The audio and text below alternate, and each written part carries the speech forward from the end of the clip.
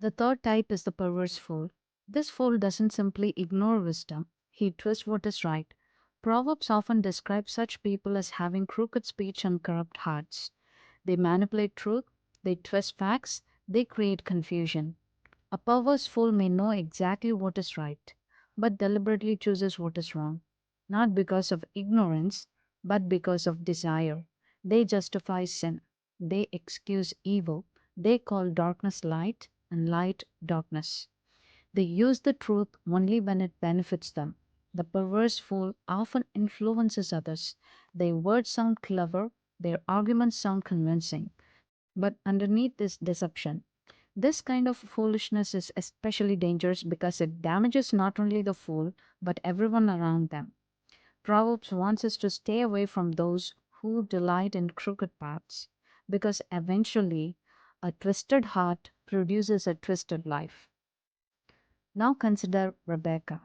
Rebecca is popular on social media and always wants people to like and admire her. One day she takes a screenshot of a private conversation with her friend and posts part of it online because she thinks it's funny and it will get attention. Her friend feels betrayed and asks her to delete it. Rebecca replies, "Relax, it was just a joke. People are way too sensitive these days." Another day, her older sister warns her that some of her online friends are encouraging harmful choices and constantly pulling her away from good influences. Rebecca becomes irritated. "You people are so judgmental. I should be free to live however I want. Stop trying to control me." A few weeks later, Rebecca's classmate announces that she has won a scholarship. Instead of being happy for her, Rebecca becomes jealous. She starts telling others that the classmate probably got the scholarship because she had connections, not because she earned it. Soon, people begin doubting the girl's achievement. When someone confronts Rebecca, she simply says, "I didn't say she cheated. I was just asking questions." Rebecca's action revealed the character of a perverse fool whose twisted choices leave behind broken trust and damaged relationships. The marker fool, the fourth type, is the marker. This may be the most dangerous fool described in Proverbs. The marker doesn't merely reject wisdom, he laughs at it. He ridicules truth. He mocks correction. He looks down on those who try to help him. When wise counsel is given, the mocker turns it into a joke. When warnings came, he responds with sarcasm. When someone points out his wrong, he attacks the person instead of admitting it. Proverbs repeatedly says that mockers create conflict wherever they go. They spread division, they fuel arguments, they poison conversations. The mocker often appears confident, but beneath the surface is a heart unwilling to humble itself. Humility says, "Teach me." The mocker says, "You cannot teach me anything." One reason mockery is so dangerous is because it hardens the heart. The longer a person mocks wisdom, the less likely they are to receive it.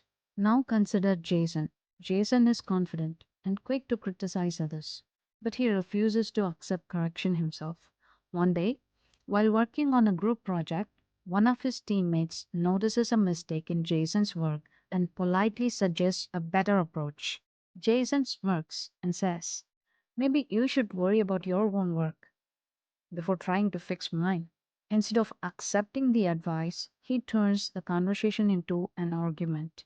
A few days later, a close friend gently points out that Jason's habit of interrupting people during conversation is hurting his friendship. Instead of listening, Jason replies, "Everyone thinks they are an expert on my life. Worry about yourself." He walks away convinced he has nothing to learn. Later, during lunch with friends, someone mentions that Jason often makes fun of people who disagree with him. Instead of thinking about what was said, Jason sarcastically replies, "Wow, thanks for the free life coaching session. Anything else you want to teach me?"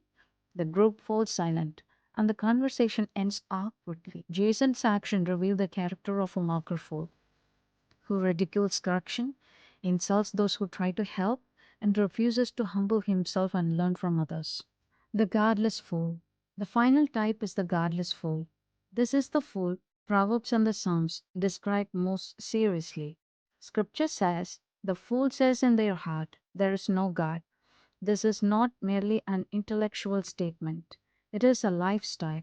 The godless fool lives as if God does not matter, as if there is no accountability, no judgment, no higher authority, no moral standard beyond personal desire. A person can attend religious services and still live like a godless fool because this foolishness is not primarily about words, it's about the heart. The godless fool places self on the throne. Their own desire become their guide. Their own opinion become their authority. Their own feelings become their truth. The problem is not that they lack information about God. The problem is that they reject God's authority over their life. Proverbs teaches that the fear of the Lord is the beginning of wisdom. Therefore, when God is removed from the center, wisdom itself begins to disappear. A person may gain knowledge, but without reverence for God, true wisdom remains out of reach. Now consider Nathan. Nathan is friendly, hardworking, and believes life is all about doing whatever makes him happy. One day, Nathan gets a promotion at work. Instead of being thankful, he proudly says, "I got here by myself. I don't need God or anyone else to succeed." He gives all the credit to himself. A few weeks later, Nathan begins dating someone who constantly encourages him to compromise his value. When his parents lovingly warn him, he replies, "It's my life. I will decide what's right for me." Later, Nathan faces a difficult financial decision. Instead of being honest, he cheats on his tax return because he knows he can get away with it. When a friend tells him it's wrong, Nathan says, "If nobody finds out, it doesn't really matter." Nathan's action revealed the character of a godless fool who ignores God, does whatever he wants, and refuses to follow God's ways. Now, here's the uncomfortable question: which of these people sounds familiar? Aaron, Rachel, Rebecca, Jason, Nathan? Or perhaps you see a little of yourself in more than one of them. Because Proverbs teaches that foolishness is not lack of intelligence, it is a condition of the heart. And wisdom begins the moment we recognize our own foolishness. According to Proverbs, wisdom is available to everyone who is willing to seek it. The question is, will you listen?